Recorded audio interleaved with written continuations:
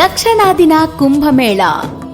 తెలంగాణ రాష్ట్ర ప్రభుత్వం దేవాదాయ ధర్మాదాయ శాఖ అత్యంత ప్రతిష్టాత్మకంగా నిర్వహించే సరస్వతి పుష్కరాలు. దక్షిణాదిన కుంభమేళాను తలపించేలా శ్రీకాళేశ్వర ముక్తేశ్వర క్షేత్ర సన్నిధిలో 12 రోజుల పాటు సరస్వతి పుష్కర మహోత్సవాలు.